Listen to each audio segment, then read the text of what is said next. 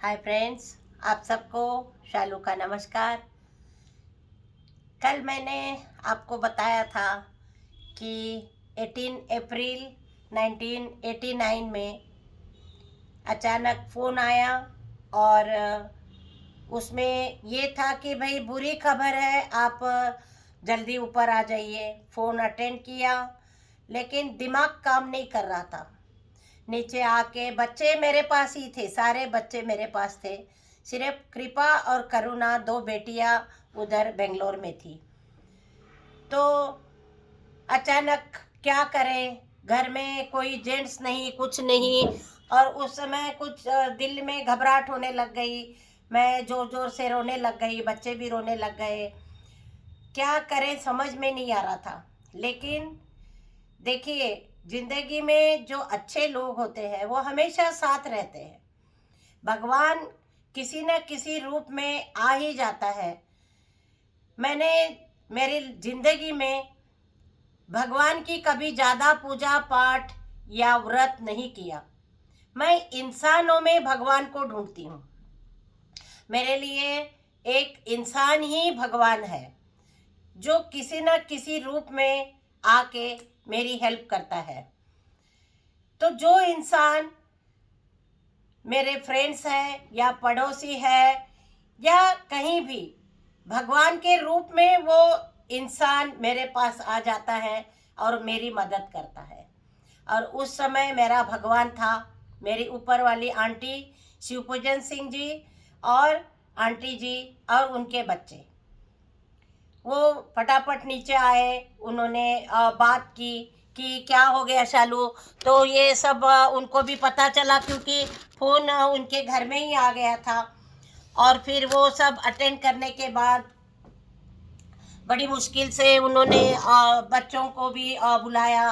और फिर जाए कैसे, अभी उन्होंने बोला ललितपुर आ जाए। तो फिर ललितपुर जाना, कोई मेरे को तो घबराहट होने लगी। मेरे हाथ में कुछ अमाउंट भी नहीं था उस समय, क्योंकि घबराहट होने लग गई। कोई आदमी नहीं, मैं और सिर्फ बच्चे थे घर में। तो उसके बाद ऊपर से मुन्नी, हम मुन्नी दीदी बोलते थे, जो निरंजना सिंह आज सुप्रीम कोर्ट में एक सीनियर एडवोकेट है। तो वो उस समय नीचे आई और उन्होंने बोला शालू घबराना मत, मैं हूँ तुम्हारे साथ। और उसका भाई, जिसको हम सिद्धार्थ सिंह है, तो वो भी छोटे ही थे उस समय। तो वो दोनों मेरे पास आए और बोला कि हम चलेंगे आपके साथ, आप चिंता मत करो। तो फिर मैं ऐसे ही, मेरे को थोड़ा धीरज आ गया। और मंजुला थी। देखिए, जो जो चीज़ मेरे को किसी ने हेल्प की है वो मुझे हमेशा याद रहती है। चाहे इस बात को 30 साल हो गए, लेकिन उस समय मंजुला अपने घर ले गई। उसने मेरे को कुछ अमाउंट दिया कि शालू ये आप रख लो। वहीं से हम लोग सीधा ट्रेन के लिए रवाना हो गए।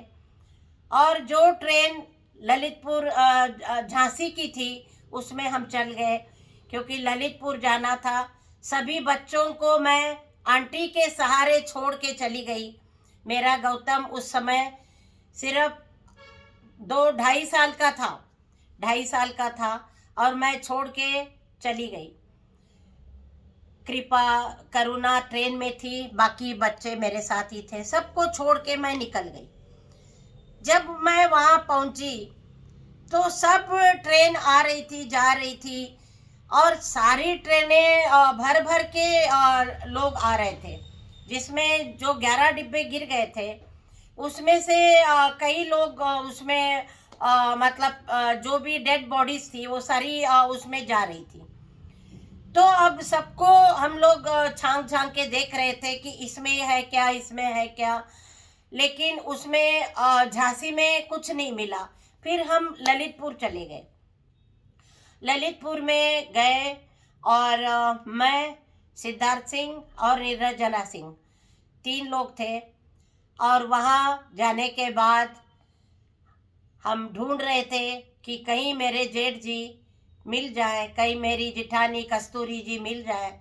लेकिन वहाँ जाने के बाद पता चला कि कृपा और करुणा जो है वो हॉस्पिटल में एडमिट है, बहुत ही सीरियस है। और मेरे जेठ जी और जिठानी जो है उनको देखने हम गए और वो नहीं रहे।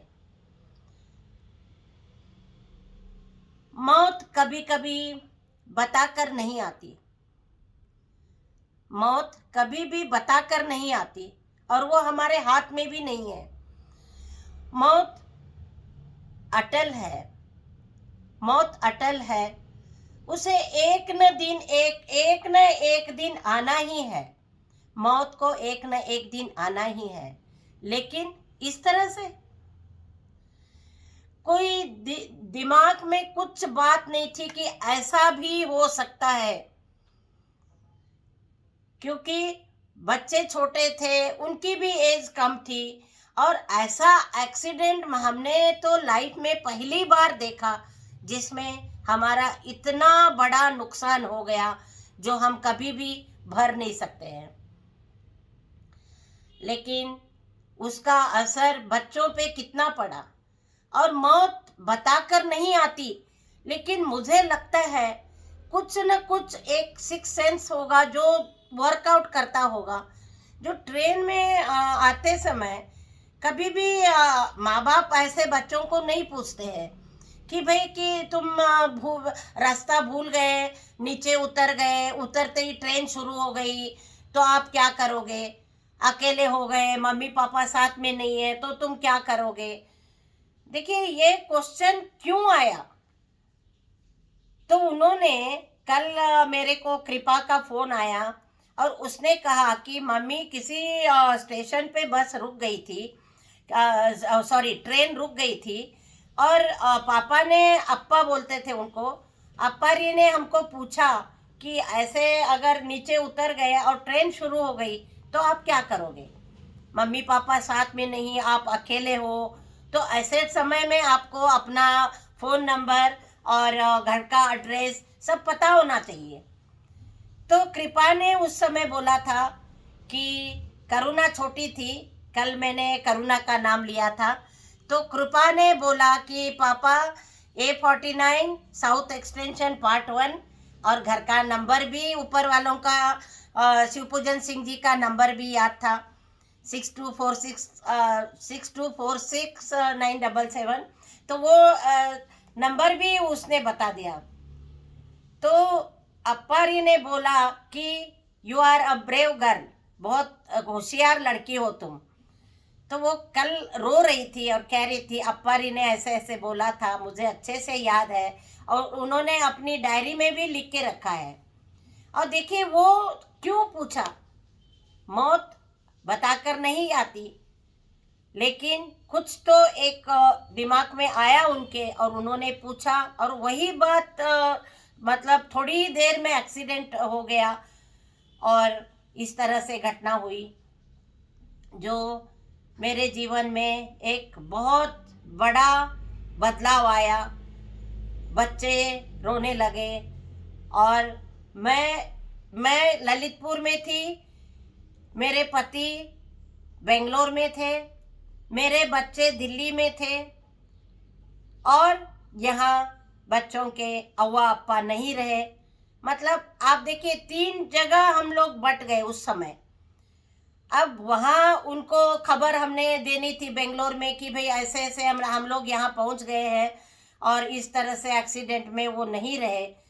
तो बेंगलोर से उनको भी एक शॉक हो गया दिमाग में, और वहाँ से फिर वो दिल्ली आ गए, क्योंकि बच्चे सारे दिल्ली में थे।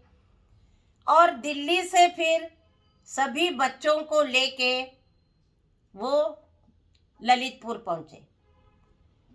दिल्ली में बहुत लोग इकट्ठे हुए और सब ने पूरा साउथ एक्स मतलब हमारे साथ था उस समय। मेरे पति को उन्होंने ही संभाला, बहुत लोग आए, उनको धीरज दे दिया, और फिर बड़ी मुश्किल से वो मेरे पति बेंगलोर आ गए, सॉरी दिल्ली से ललितपुर आ गए। और वहाँ आने के बाद क्या हुआ, कैसे हुआ, और हमारी हालत कैसे थी, और मेरी जेठ जिठानी की विदाई हमको करनी पड़ी। जिंदगी एक सवाल है जिसका जवाब मौत है। जिंदगी एक सवाल है जिसका जवाब मौत है। मौत भी एक सवाल है। मौत भी एक सवाल है जिसका कोई जवाब कुछ नहीं है, जिसका जवाब कुछ भी नहीं है। मौत आती है, बता के नहीं आती। मौत एक जीवन को समाप्त करती है, लेकिन रिश्ते को नहीं। तो आगे की कहानी मैं आपको फिर कल सुनाऊंगी। और बहुत आप सबका धन्यवाद। वो सीन नहीं भूला जाता। मेरे जेठ जिठानी इतने प्यारे हमें सबको छोड़कर चले गए, कभी हमने सोचा भी नहीं था। तो इसके आगे की कहानी मैं आप सबको कल बताऊंगी। और तब तक के लिए आप सबका धन्यवाद और थैंक यू।